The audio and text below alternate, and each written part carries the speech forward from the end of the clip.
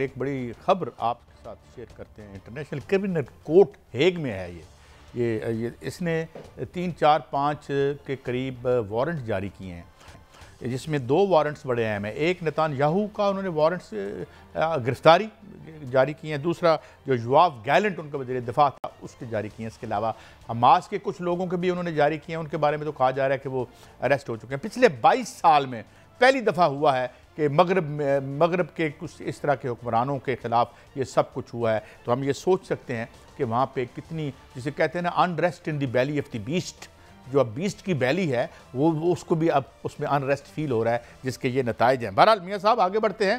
اب بات یہ ہے کہ کل تو خبر ہم نے سنی کہ امریکی سفارت خانے نے کہا کہ یار نکلو یہاں سے نیوے ہو کے پتلی گلی سے، یا یوکرین میں جو انہوں نے وہ زیلنسکی جو اب میں ایک مخولیہ جو ہے اچھا نیٹو کے 2-3 ملک وہاں سے نکل، یوکرین سے جو یورپی سفارت خانے ہیں یہ کیوں بند کر رہے ہیں اپنے سفارت خانے، اور کیا یہ کوئی بڑی جنگ کی میں آپ کو ایک خبر دیتا ہوں۔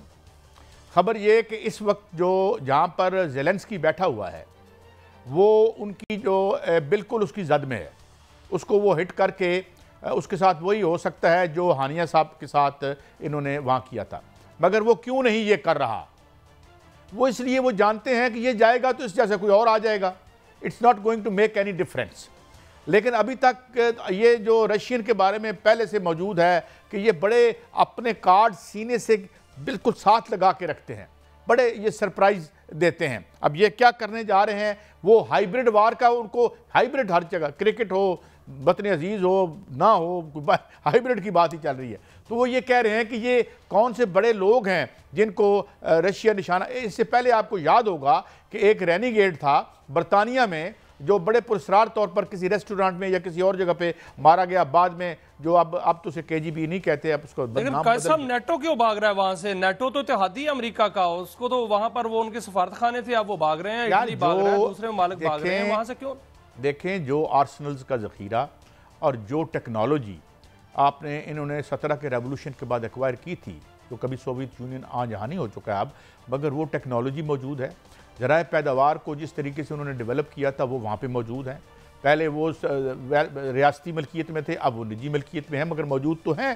ابھی میں نے دیکھا، ایک دن میں چیک کر رہا تھا، میں دوبارہ چیک کر کے دوبارہ آپ کی خدمت میں آؤں گا کہ یہ جو اسلحہ سازی کی صنعت ہے اس کا بھی ایک کنسورشیم ہے جسے ریاست ٹیک کیئر کرتی ہے، جبکہ اگر امریکہ میں جائیں تو 5 سے 6 بڑی کمپنیاں ہیں، لاکہیڈ مارٹن ہے، کچھ کے نام لیکن صاحب ایک تباہ حال ملک جس کو یوکرین کہتے ہیں، وہاں سے میزائل پر میزائل فائر ہو رہے ہیں، وہ لانگ رینج میزائل فائر کر رہا ہے، کیا وہ خود جنگ چاہ رہا ہے یا امریکہ جو ہے وہ نئی ایک اس خطے میں جنگ چھیڑنا چاہ رہا ہے؟ اس کی جو ہم نے پہلے دن توجیہ کی تھی، میں نے 3 4 جگہ سے جنہیں میں کریڈیبل نیوز سورسز اور انالیسس کے سورسز سمجھتا ہوں وہ ٹھیک ہے۔ ایک تو بڑے غصے میں ہے جو بائیڈن صاحب، انہوں نے خاصی کیا ان کی بےعزتی خراب کی ہے، کیسے ان کی نامینیشن ختم کر دی، لیم ڈک بنا دیا۔ دوسری طرف سے ان کو غصہ اور دکھ یہ ہے کہ کملا ہارس ہار گئیں۔ اب وہ یہ جو انہوں نے سٹینس لیا تھا ڈونلڈ ٹرمپ نے کہ میں اینٹی وار ہوں گا، اس سے پہلے اینٹی وار کہا تھا کس نے؟ اوباما نے، اور جس کو جو پیس پرائز دیا آپ نے، اس نے 1 گھنٹے میں اپنے پورے ٹینیور میں 1 گھنٹے میں 3 بم اس سیارے پر پھینکے، اسے ہم نے امن کا نوبل پیس پرائز دیا۔ خیر یہ الگ کہانی ہے، کسی دن اور میچ کر لیں گے۔ اب اس طرف آتے ہیں، اب وہ یہ چاہتے ہیں کہ جو ملٹری انڈسٹریل کمپلیکس ہے وہ چاہتا ہے کہ ایسا کچھ کر کے جائیں جو $900 ارب کی دہاڑی ہے۔ وہ $900 ارب کیا ہے؟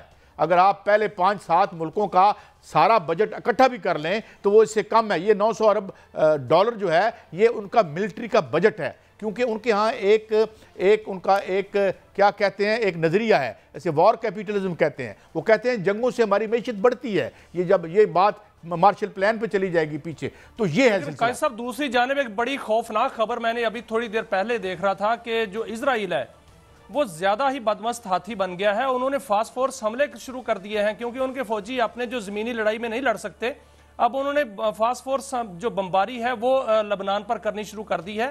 یہ کس طرف معاملہ جا رہا ہے؟ ساری بڑا خوفناک صورت ہے۔ یہ اللیگل ہے، کیمیکل ویپنز آپ جنیوا کنونشن کے تحت استعمال نہیں کر سکتے، مگر انہوں نے افغانستان میں بھی کیے، اس میں بہت لوگ گئے، بچے مارے گئے، کھلونا بموں سے کتنے بچے مارے گئے، لیکن کیا ہوا؟ جہازوں سے لٹک کے لوگ بھاگ رہے تھے۔ 1 گھنٹے میں پوری امریکہ کی جو 5-6-4 ٹریلین، آئی ڈونٹ نو، میں ایگزیکٹ فگر بھی کو آپ جتنے انہوں نے لگایا افغان ریاست پہ، کیا نکلا اس سے؟ کیا نکلا؟ 1-1.5 گھنٹے میں پوری آرمی کلیپس کر گئی اور یہ وہاں سے بھاگ کے نکل آئے. کہاں ان کو شکست نہیں ہوئی؟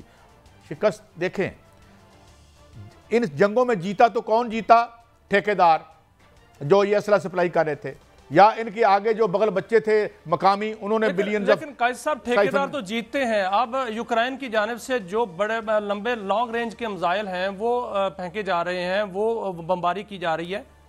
تو جو ڈاکٹرائن بدلی ہے، انہوں نے چینج کی ہے رشیا نے، کیا آپ سمجھتے ہیں کہ کوئی ایٹمی وار کا خطرہ تو نہیں؟ دیکھیں، ایٹمی وار از اے میوچلی اسسٹڈ ڈسٹرکشن سے کہتے ہیں، جسے میڈ کہتے ہیں. دیکھیں، ایٹمی جنگ کا مطلب یہ ہے کہ سیارے پہ پھر کتنی اور دہائیاں کہہ رہا ہوں، صدیاں بلکہ کئی ٹریلین ایئرز گزریں گے دوبارہ انسانی تہذیب کو دوبارہ یہاں جنم لینے میں. یہ تو یہ نہیں کریں گے. ویسے ان سے پاگل پن سے کوئی یہ بعید بھی نہیں ہے. یہ جو حکمرانی کا تکبر ہوتا ہے، یہ جو تکبر انسان کو اندھا کر دیتا ہے، جس طرح ہمیں اب نظر آ رہا ہے، جسے کہتے ہیں نا کہ وہ انگریزی میں خاص اس کے لیے لفظ بھی ہے، ایروگنس آف دی پاور. یہ جو ایروگنس آف دی پاور ہے، یہ آپ سے کچھ بھی کروا سکتی ہے اور الٹیمیٹلی آپ کو بھی فوت کر سکتی ہے ذاتی طور پر. تو یہ اس طرح سے ہم دیکھ رہے ہیں جس طرح سے یہ کر رہے ہیں. مگر مجھے لگتا ہے کہ اللہ تعالیٰ اس کو سر دیکھیں، یہ قائد صاحب یہ معاملہ تو بڑا سنجیدہ اور بڑا سنگین سا نظر آ رہا ہے کہ رشیا نے بھی بین جو کانٹیننٹل میزائل ہیں وہ انہوں نے کہا ہے کہ ہم وہ فائر کریں گے. تو یہ تو ایک تو جنگی قانون کے بھی خلاف ورزی ہے، اور دوسرا یہ بڑا سنجیدہ اور خوفناک صورتحال کی طرف معاملہ جا رہا ہے. نہیں، پابندی دیکھیں نا، اس نے پہلے یہ ساری کہانی کہاں سے شروع ہوئی؟ اس نے کہا کہ نیٹو کو میری سرحد تک نہ لانا. وہ لے آئے. جس وقت سوویت یونین کا انہدام ہوا، ان کے درمیان گفتگو ہوئی، وہیں پہ مرا ہے میرے خیال میں، وہ کیا نام تھا، وہ گورباچوف جو تھا. تو انہوں نے کہا نہیں، اس کو گھیرو، اس کو ختم کریں. بنیادی پلان یہ تھا کہ یوکرین اور ان کو جنگ لڑا کے تو ایگزاسٹ کر دیا جائے اکنامکلی رشیا کو. یہ بنیادی پلان تھا. اچھا، اب کیا ہوا؟ اور پابندیاں لگا دو. اس کے بلینز آف ڈالر، سینکڑوں بلینز وہاں بینکوں میں پڑے تھے ویسٹ میں، وہ فریز کر دیے. اس کے بعد جنگ میں کیا ہوتا ہے؟ روبل کی قیمت اپریشیٹ ہونی شروع ہو جاتی ہے، اس کی اکانومی اوپر جانا شروع ہو جاتی ہے. اس کی وجہ کیا ہے؟ اس کی وجہ یہ ہے کہ یہ 17 کے ریولوشن کے بعد انہوں نے ذرائع پیداوار کو جس طریقے سے ڈیولپ کیا، اب پورے یورپ کی تو انہوں نے کمرے گرم کرتے ہیں. اگر رشیا نہ چاہے تو یورپین جو ہے وہ سردی سے مر جائیں. وہ ابھی اب الٹرنیٹو ڈھونڈیں گے، کہیں سے گیس ملے گی، قطر کا ترلا کریں گے، کسی اور کا ترلا کریں گے، مگر بھائی اس میں تو ٹائم لگے گا. اس میں تو کئی سردیاں چاہیے ہوں گی، اور سردیوں میں کئی بابے مر جائیں گے. اس پر جو ہے وہ الزام جو ہے رشیا کا ہے، وہ تو امریکہ پہ جا رہا ہے نا. تو کیا جو بائیڈن جو ہیں وہ ٹرمپ کے آنے سے پہلے کانٹے بچھا کر جا رہے ہیں؟ ہاں، یہی کیا نا انہوں نے. بیسیکلی وہ ٹرمپ کے لیے مشکلات پیدا کر رہے ہیں.